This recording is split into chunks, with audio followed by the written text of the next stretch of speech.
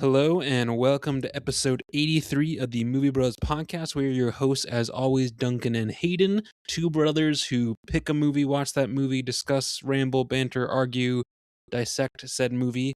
We talk about everything from all genres, all eras. If you have suggestions, this podcast is on Spotify, it's on YouTube, it's on Instagram. There are DMs, there are comments sections for a reason. Reach out if you'd like. Otherwise, Hayden, did I miss anything? Nope. I believe you've got everything. Remember to like, subscribe, favorite us, tell your friends, tell your pets. And this week we're going to jump into what we try and do once a month. We try and get out to see something in theaters, so we're not just constantly picking movies that we enjoyed from the late 90s. So this week we are talking about Good Luck, Have Fun, Don't Die. I'm going to run through some information, then we can get into some discussion. But just as a heads up, as we saw this in theaters, and as the movie continually drives home, we didn't have our phones out and we weren't taking notes. So it might be a bit of a more talkative, conversational episode, but I feel like even when we have notes, that's how it turns out. This whole section might be cut out. We'll see. So the fast film facts we have for this is that this is directed by Gore Verbinski, a name that I recognize because I don't talk about all the time, but he's one of my favorite directors. The guy's been making bangers since the late 90s. I mean, he directed Mouse Hunt, went on to make the original The Ring, which is really, really good. All three of the good Pirates of the Caribbean movies. The Weatherman with Nick Cage, which is pretty good too. Rango, which is awesome. And if you'd like to hear our thoughts on Rango, we already have an entire episode, probably like a year ago, so you may have to scroll for a little bit, but it is there. A Cure for Wellness, which is another one of his more horror-themed outings. And then this. Something interesting, though, is that this is his first movie in literally a decade. A Cure for Wellness came out in 2016, and then he didn't make anything until just this year, which is, interesting, I guess. This is written by Matthew Robinson, and I looked up to see what else he had done. I mean this with the greatest respect to him. This might be the only good thing he's ever written. Why do you say that? Well, he's known for things like Dora and the Lost City of Gold. Oof. Monster Trucks. Oof. Jerked. And something called The Invention of Lying. Well, I've heard of that. That's Ricky Gervais, yeah. Yes. It's an interesting premise, but like that movie runs out of steam after like a half an hour. You can get a lot of jokes out of, oh, what if you couldn't lie? You can't sustain like a nearly 2-hour movie with that. That being said, though, this one thankfully did not follow that trend. This is shot by James Whitaker, a name I also didn't recognize, but that's something that Gore Verbinski tends to do a lot when he's not doing like a Disney-themed project, or I'm sorry, a Disney-produced project. He tends to work with lots of people who do music videos, people who shoot commercials. He likes using smaller names, and the same is true here. James Whitaker is known for making a lot of music videos, known for making a lot of commercials. He shot the Hawkeye series, as well as a series called Patriot, which looks like it's pretty good, but again, not seen any of them. And then this is scored by Geoff Zanelli, who is moderately talented, and I think he's pretty decent here. He's known for things like Secret Window, Disturbia. He composed a lot of Outlander. He did incidental music for some of the Call of Duty games. And then on the other side of things, he also made the music for Mordecai and Pirates of the Caribbean, Dead Man Tell No Tales, and the Maleficent sequel. So he tends to shine on projects that are already going to be good. And I think he sounds pretty decent here. And then just let me make sure there's not any interesting facts here. I think that's it. Yeah. And what I will say, you referenced the director and all the things he's done. And yes, you referenced we did an episode on Rango. And I'm pretty sure if I remember looking at our analytics, that is our most listened to, most played which episode ever. Which I have just no idea why. which don't get me wrong, I literally love Rango. I think I gave that like a 5 out of 5 at the end of the episode. I think Duncan was a little bit more lukewarm. That's okay, but that's nuts. We have done so many more interesting like Yes. dialogues and Yes. interesting movies than Rango. Like, don't get me wrong, Rango is great. Check out our other episodes, please. Well, as I said at the top, we don't really have specific notes. Where would you like to start? I mean, we can always start with ratings, and uh, it's obviously still fresh in our minds, but I I think I'm going to give this a 4 out of 5. I was gonna say, I think that's what you mentioned to me as we walked out of the theater. Yeah, like, obviously I'm still mulling it over after only seeing it like 2 days ago, but like, yeah, I think 4 out of 5. I've been thinking about this over the past couple days. I started out thinking, okay, this is like a 3.5 out of 5. I think I'm right there with you though. I think this is a 4 out of 5. I think it has a couple fairly cumbersome struggles in it, but I think it's Sure. still really good.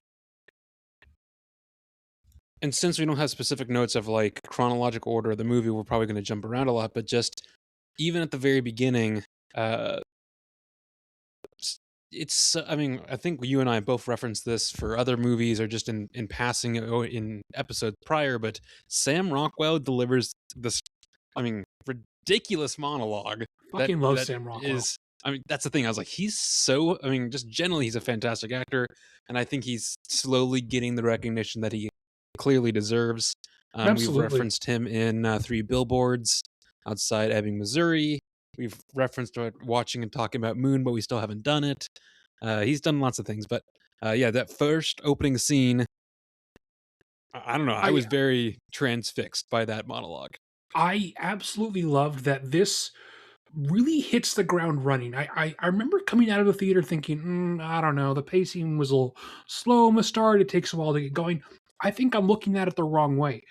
The out of left field, completely bizarre monologue that he goes through where he's walking around on the tables is so great. I kind It of is. don't It's really good. care that the plot doesn't actually start for like 20 minutes. And that's really my only gripe throughout the whole movie is some of the pacing. That's really my main gripe is some of the, I mean, other than, and I don't know, so another thing is the volume. And this was we saw this It was in a very loud. standard, we saw this in a standard movie. This was not IMAX, this was not anything special. And I had a pretty serious headache by the time we left. Oh, I actually had one when I got home. I don't think it hit me as soon as we left the theater. I think if we had chose to see this in IMAX, we probably would have left. And so I work, one of my jobs is at a bar that's also a movie theater, and some of that is where the theater themselves can dictate what kind of volume the movie is played at. So that might be AMC's fault, or that might be the actual movie's fault. Because every movie, when you get it, it is already like Marty Supreme is super fucking loud, or this movie might be really quiet, so you need to turn up the volume. So I don't know where the fault lies, but that I think was one of the main things. I was like, man, this is kind of hard to watch. I think where I subtract some of the points is that there are specific things that happen in the third act that really take me out of it. There's one Well, I thing mean, that we both agree on, but I think that the elephant slash cat in the room, you mean? yeah, the elephant with the penis that shoots glitter, yes. Confetti, yeah. Potato, potato, potato, tomato. I think that is super. I mean, again, Gore Verbinski's whole thing is that he loves doing new stuff. So I And get that's that part that's of the reason I like probably, the movie. and I agree. I think that's probably where that comes from. I just that's so out of place with the Yes. tone of the rest of the movie. And then also And say, one of the I think in general, the way the movie ends both makes sense but feels hollow to me. correct. Well, it's not truly the end. No.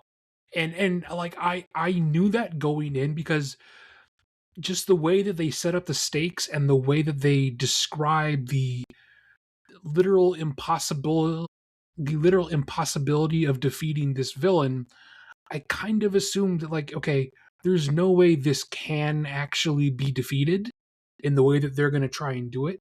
But just the way that I completely bought into the concept and kind of forgot about it by the time the end of the movie comes around, both is a testament to how just thoroughly engaging the world building is, but just Mm-hmm. it's still disappointing. Yeah, I mean, so what else? Let's see. I love the color grading here. Mm-hmm. It is similar to how A Cure for Wellness looked, which I saw in theaters. That's a visually great and really unsettling horror movie, but plot is not very good. And I feel like this is kind of the what that should have been as a full product. And it's a very similar kind of desaturated. The gross, almost like sick looking greens are pumped up a little bit. Everything's a little bit gray. It's very off putting in a subtle way. Well, I mean, you know what, uh, oh, what's it's a Netflix show where it's a series where it's like it's an anthology. I'm totally blanking on it now. Mindhunter? Oh, Black Mirror. So Black Mirror. this movie, because every time they cut back to a different person, I was like, oh, each person's thing is almost just at its own Black Mirror episode between like, oh, the kids at the school getting like turned into drones for their phones, or the guy wearing the headset, and I'm like, all of these are That's fair. basically just segments from Black Mirror that they hodgepodge together into a movie. But it actually, I mean, it makes more or less sense for the movie. Yeah, I think they could have released it that way, but I'm kind of glad that it's all one cohesive movie, so I don't have to watch like 6 episodes of this to truly get to the end. Sure. And I think we both had agreed that we definitely both thought, again, part of the reason I like the movie, because you don't really know what's going to happen next, is we both thought we were going to find out that he did put on the glasses, I Sam don't know if Rockwell, that when he was in the future as a kid, and this see, I is don't the know if that's not what happened.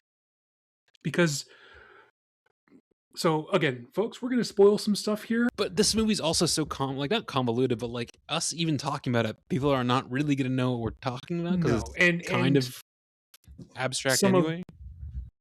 some of the great and some of the double-edged sword here is that a lot of it is really vague. A lot of it is we are trying to rush through things. We don't have time to explain stuff, so we're just going to quickly gloss over it, and then it's kind of up to the audience to figure out and put the puzzle pieces together, so to speak. So that's great, but also that leaves me with the situation I'm at now where it's like, okay, there's so much like reality warping towards the end of the movie that even if you're an all-powerful AI, you're not going to be able to like just produce monsters out of thin air and make the sun rise and do all these things. So has he been in the glasses from the start? Because they even bring up a line saying, "Oh, it'll give you engaging characters, it'll give you a plot line, it'll make sure you are invested and interested." What if that's just what he's been doing his entire life and this is what makes him invested and interested? I think that's entirely possible. I think it's entirely possible. I think that's too. I don't know. My brain is like, no, that's not what happened. But I want to believe no. This is he didn't put it on. He realizes that the AI created the world that they wanted the satisfaction at the end where they actually quote unquote win, even though he's dying. So he goes back in time, and the whole we're just going to give everyone the whole allergic to Wi-Fi disease or whatever. Which I was kind of expecting that ending. I wasn't, Well, because I don't. You're going to give the world what? How did that? What the what? How does that work?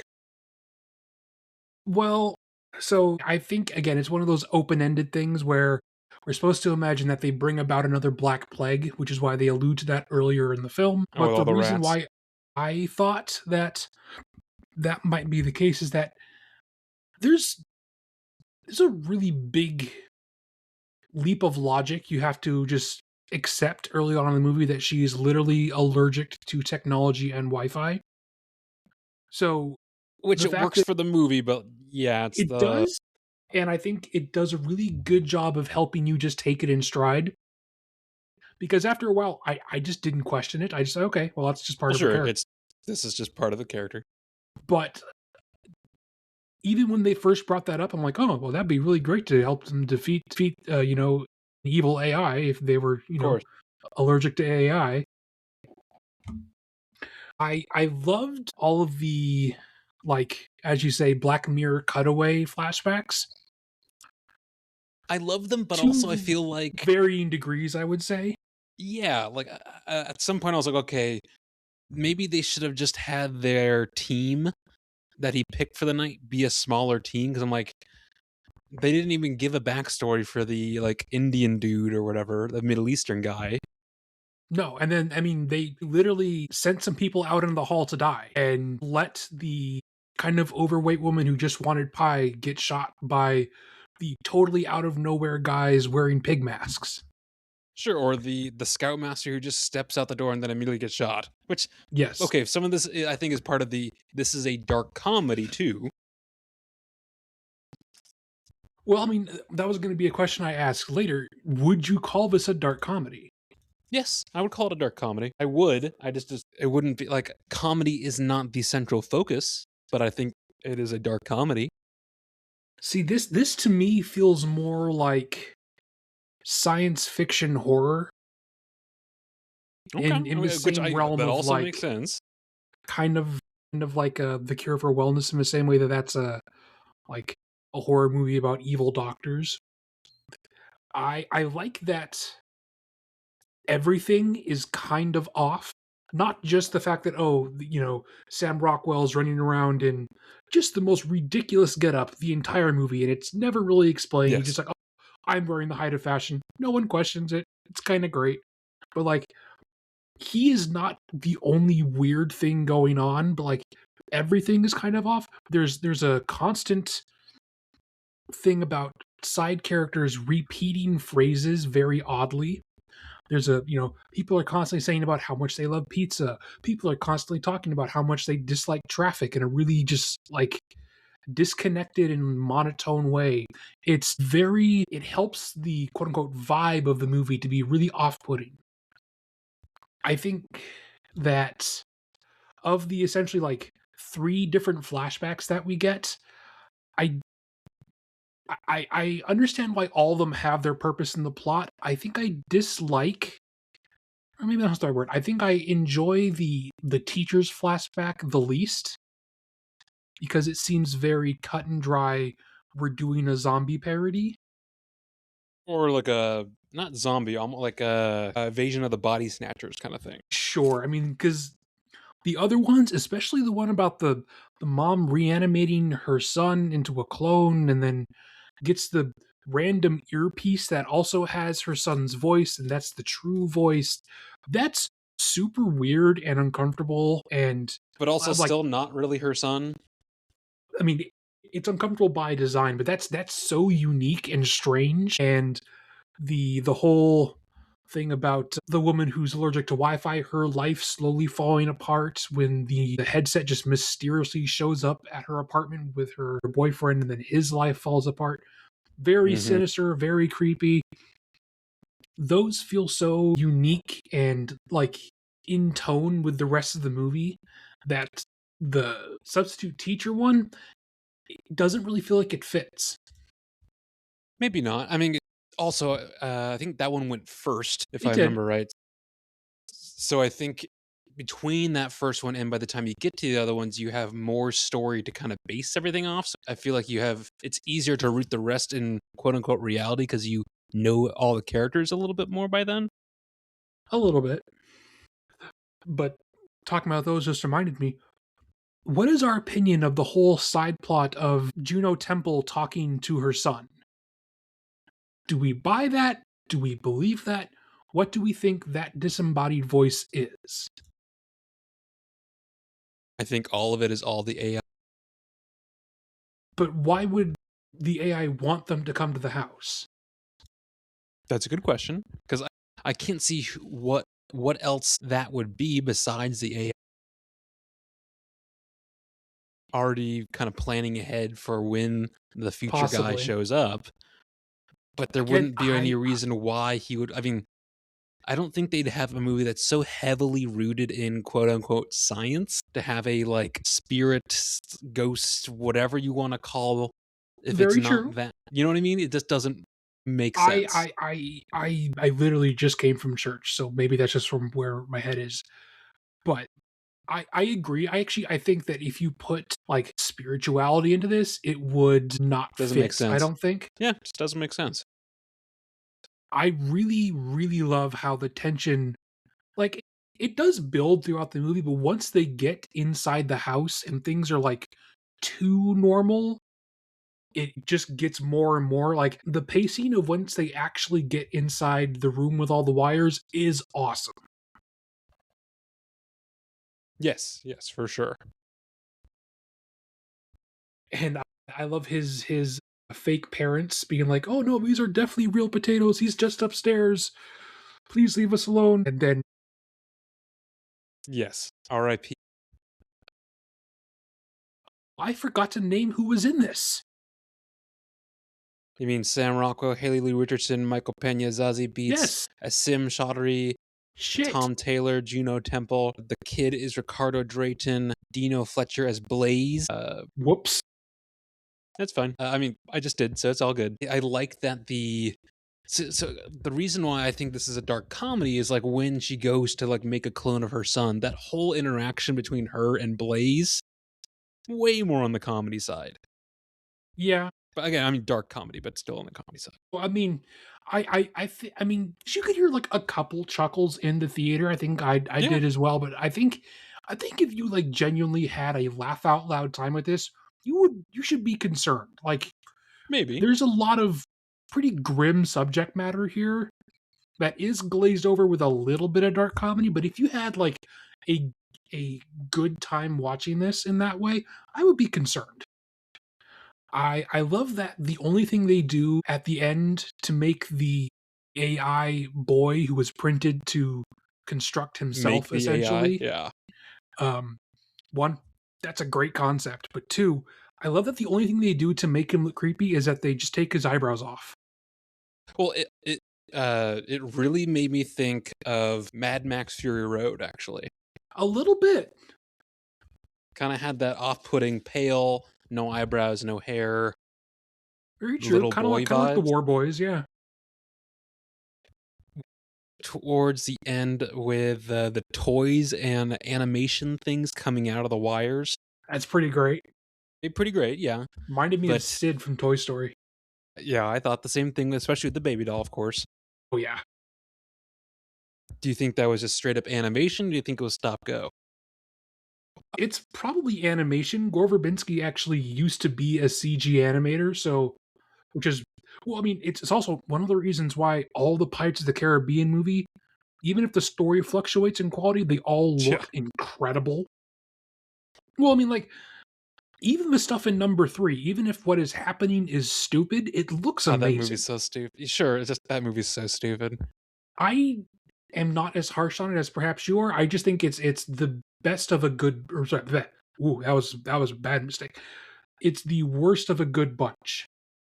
Yeah, I would agree with that. I think it goes in descending order. The first one is the classic, but the second See, one, I mean, Davy Jones looks amazing. I prefer number two. I understand both if you like one or two the best, but having number Oh yeah, three being number three makes total sense. I think if I come out and say, "Oh yeah, my favorite Pirates of the Caribbean is the one where there's a giant woman who turns into crabs," I think you would have permission to kick me off the Yeah, call. that would be rough. Regardless, though, I think those little toy things were probably CG, but it would not shock me if there's some stop motion here. That seems very much in keeping with his sensibilities. I kind of love that, even though there are lots of people in the cast here that are recognizable, like you have Michael Pena and you have Juno Temple, who are like, don't get me wrong, we know who they are, we recognize them from other things. only Sam Rockwell is the big star here. And Zazie Beetz showing up in some superhero stuff recently, but like I think it helps the movie feel more believable if you have, I don't ever sit there and say, oh look, there's Robert Downey Jr. or oh look, there's Chris Evans. Like I think that this Mm-hmm. is well casted. I think And Haley Lou Richardson, I mean, you may not have seen her. She's done a few things. She was she big. looks She familiar. did a big breakout role in the second season of White Lotus. I think that was last year, the year before. And Zazie Beetz, sure, she's done. I think she was in the second Deadpool movie. She And was she has done other things. But yeah, I think this was well casted. Where big enough names and like good enough actors where they have experience, but it's not so like their fame is not overshadowing the performances, if that makes for sense. sure. Well, it's like Qasim Chowdhury we saw on Taskmaster forever ago. He's a British comedian. Yes, I recognized him. Um, they're not. I mean, not that they're not worth naming, but the. I mean, they're only listed as Fashionable Mom #1 and Fashionable Mom #2, but Megan Obelhoser and Bernice Barbier are super weird and off-putting as like the Is that the moms? yeah, like the No, they almost were great almost as like it. almost like Barbie looking moms in the Sun Printing Company. Mm-hmm. Super weird. Like they do such a good job of like hitting uncanny valley. Very, very. I think it's weird for a rated R movie to like this wasn't really that violent. I mean, Not yeah, over. characters I mean, yes, die. there was violence, but not like overly. you see some of the diner people get shot. You see him you see him get stabbed towards the end of the movie. A lot of it was just language. I feel like you probably could have taken a couple F-bombs out of this and released it as PG-13. Yeah, probably. Which I don't know if that's a disservice or not.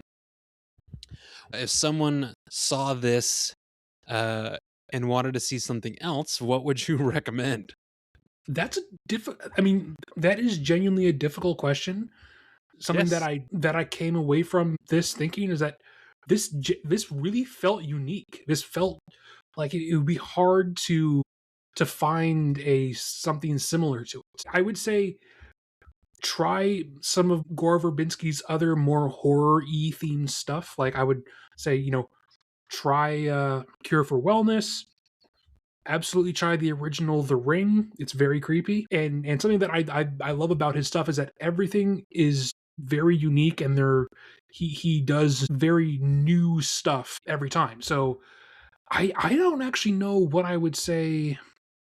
I don't have an answer because again, it is so unique, and that's part of the reason why I liked it, and where I gave it its points is there's not a whole lot else like this. What's the time traveling movie with Andy Samberg Andy Samberg, and the chick well, from Palm The Springs, Penguin? Yeah. I mean, sort of. see, but even that, it's not actually that similar. Something that No, is it's way more comedy, lighthearted than this. absolutely well. Actually, speaking of that, I was trying to tie them together because of the time travel aspect, but this doesn't really play with it that much. Once No, we have accepted that Sam he's from the Rockwell is future. from the future, they don't really show much of his future. They don't really show a whole lot of him on the other times he says that he's gone into the diner to try and recruit people. He says, "Oh, Sure, and I've done this 118 times." We don't ever see them. and yes, he references a bunch of little informational details that prove it, but otherwise they don't. It's not as much of a Groundhog Day movie as you think it is. Yeah, and I was going to try and quickly Google around to figure out because Sam Rockwell's character has a uh, a timer on his wrist that counts down from the If it moment we was see him. actually like, I wanted to see if it was counting down in real time because it really looked like it was because I think it starts out saying like 75 minutes and then once we get to the end, before reality sure, breaks down, I think it's almost down to like 5 minutes until the end. So I feel like maybe it It's probably is pretty close. in real time, like, which would be cool. Yeah, because if you take out all the flashbacks to other things, yeah, it might be. It'd be an interesting little like snippet to know about. But Something else that I liked, just from a little costuming perspective, the the princess Ingrid, the girl who is allergic to Wi-Fi, is not actually dressed as a princess when we meet her. She's dressed as Alice in Wonderland, which I think is a really cool nod because she's wearing the blue and she's got the white like bodice thing. I don't know what it's called, but like it's very clearly she's not dressed as a specific princess, and they even reference that earlier in the movie. What else? I think I might be out of things to talk about. likewise, like, and that's okay. I'd much rather not have a huge amount to talk, but actually us going to go see a movie. Well, this was have fun. Oh no, is it have fun, good luck, don't die, or good luck, have fun, don't die? Good luck, have fun, don't die. This is rated R and is in theaters currently right now. I think we would both suggest you go watch it. I would suggest you go watch it. And I think even of the stuff that we have talked about, even if we've explained the plot, You genuinely, won't. I don't think it lessens the experience because of how weird and twisty this plot is. Part of me says like bring earplugs or something. I don't, but maybe it was just a one-off experience. I've just never had a movie where I was like, oh Jesus Christ. I had that with Dunkirk, I mean, I remember seeing it. I don't remember. but I also saw it in IMAX. So maybe Yeah, that's see, my own that's the fault. thing. I was like, this is a like standard movie. This is crazy. But speaking of IMAX, I would say don't watch it with IMAX because I think you will genuinely have a migraine. Yeah, you don't really need it. It's fine. Like, yeah, some of the stuff I think in the third act would look cool on IMAX, but otherwise, it's not that kind of movie. I don't think. No, actually, speaking of the third act, we completely glossed over the elephant in the room. Oh yeah, so they reference like the Kind of like bad guys that are on the way could be bad guys, or it could be a good thing, and they reference, oh, maybe it's a kitten, maybe it shoots confetti, and then like it's kind of like 35 minutes Ghostbusters. later, yes, and then it's like this, it's like a kaiju sized cat, but it's made up of other cats. It's a centaur the size of like Godzilla, where its legs are a horse, but then its neck is like deformed screaming kittens, and its head is a giant cat, and it eats people, and then all the screaming kittens on its neck vomit out glitter. It is And then so so it's weird. it's very weird, and then it also has like a giant horse cock that also shoots I out confetti. really forgot about the horse cock. Yeah, So that's a sentence. yeah. Well, again, that's really the one point in the movie where I'm like, okay, sure, they referenced it. If they really wanted to go there, they were going to go there, and it's one of those you're never going to expect it. Maybe that's why they did it. But the rest of the movie was, to a certain degree, A rooted little in more sort of grounded. reality. So this was kind of jumping the shark for me, and that's kind of one of the main reasons I was Yeah, like, and that's okay, kind of where I took it out, like points wise, is like, okay, I'm fully on board with the AI is able to warp reality inside its own sure, house if you're sure. wearing the goggles. No one's wearing the goggles, they're not in the house, they're just on the street. How is it doing this? Well, remember, that's because they're all inside a simulation at that point. That's why Sam Rockwell goes back again, But right? how are they inside a simulation? I don't think they ever answered it. And, as I said earlier, some of the great parts of this movie is that it doesn't answer a lot of the questions it puts forward, but sometimes it's also frustrating. Because I'm like, I kind of want an answer. Yes. Yes. But I'm actually surprised, and I can appreciate the fact that it's not linear and that it's not spoon feeding you a lot of the plot. I'm pleasantly surprised because lots of sci-fi does that. Even sci-fi that I really, really enjoy, like Moon when we talked about it earlier. That's a fantastic story, but it lays out the plot with post-it notes. It's very 1, 2, 3, 4. I like that this is very scattered. I think there's trade-offs to a scattered plot, which I Yeah, think there's movies that like, oh, I like how it looks, but the plot is so non-linear that I can't even follow it. So I mean, like Tenet. trade-offs.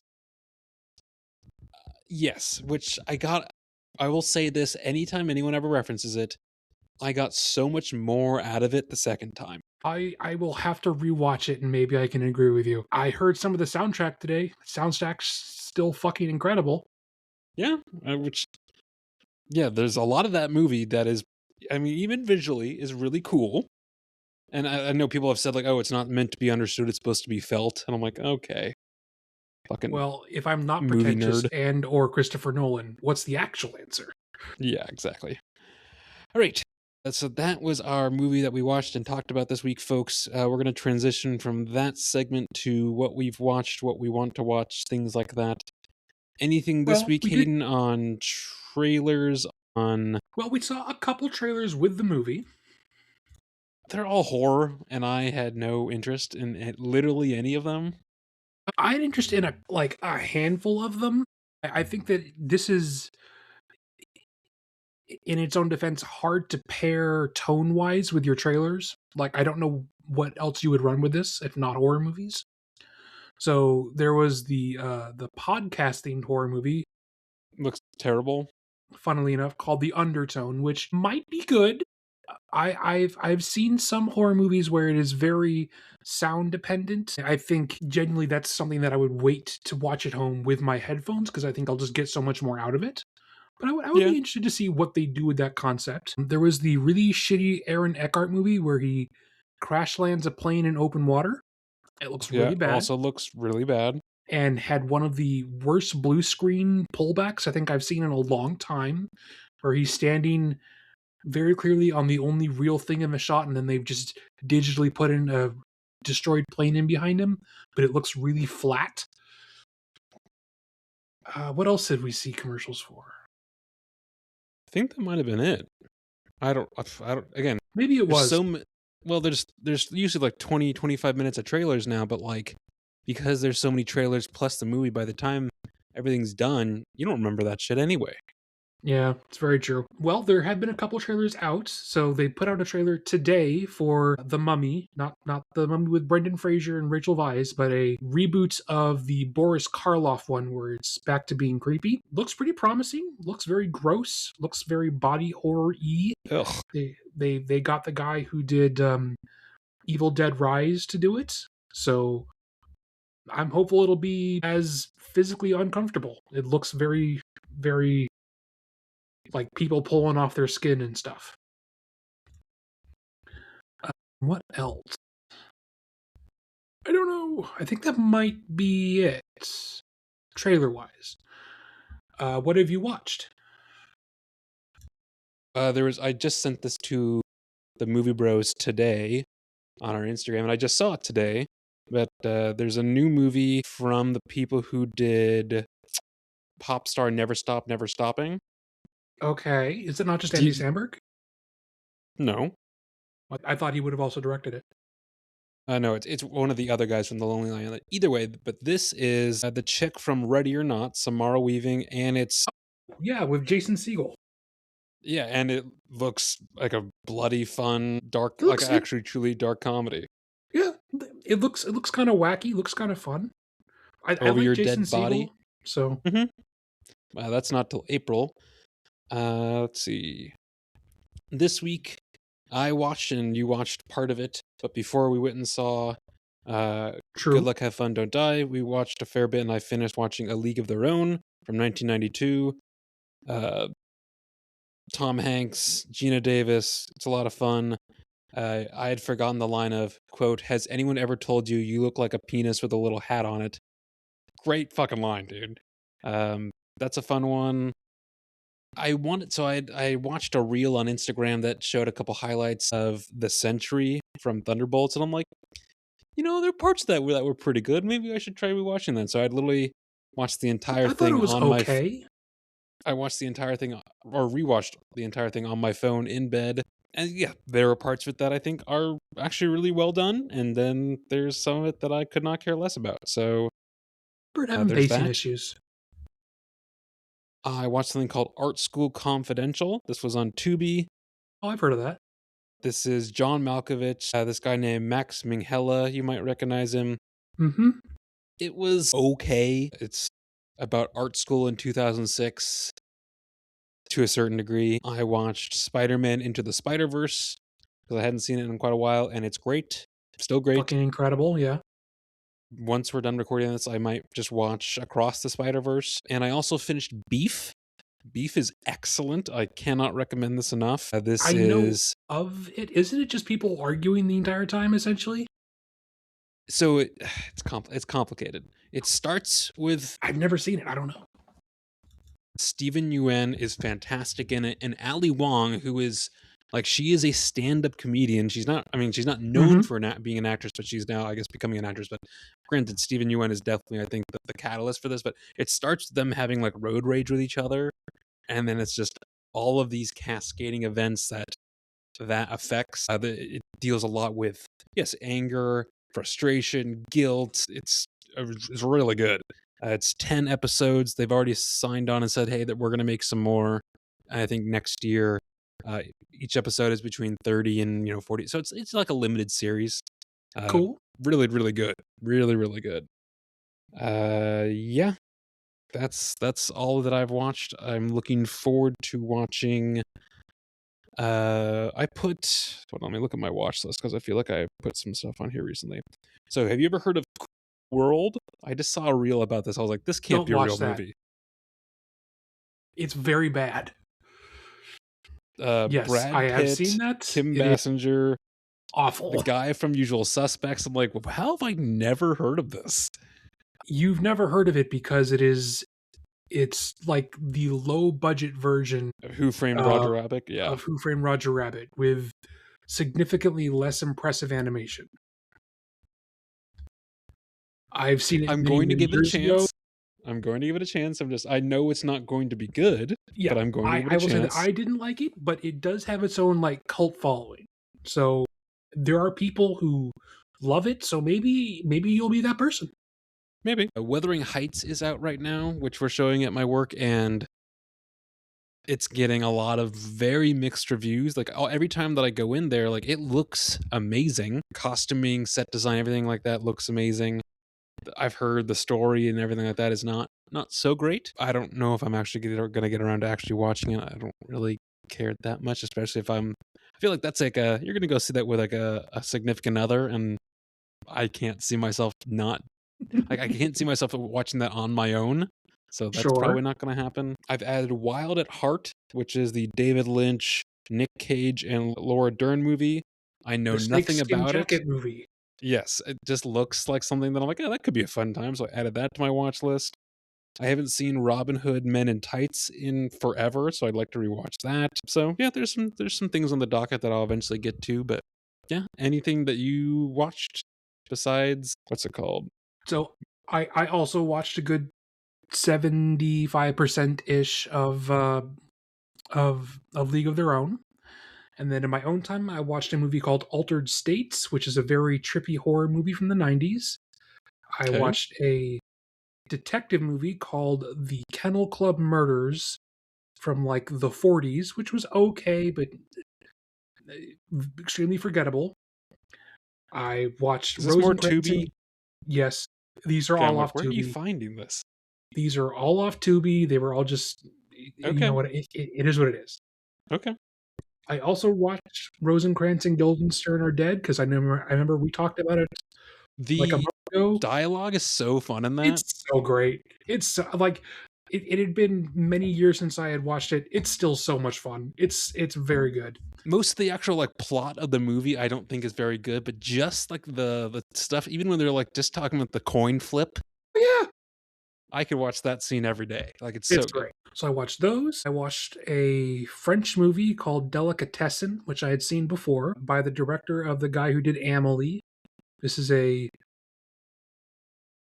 avant-garde horror comedy about a guy moving into a apartment building that is owned by a butcher, and whoever can't pay their rent is killed in the night by the butcher and then served as meat to the rest of the occupants.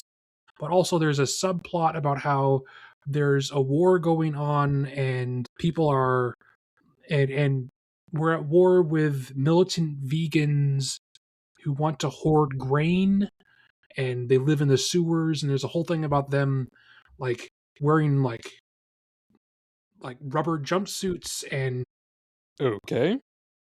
it's incredibly bizarre. I'd seen it probably like a decade ago.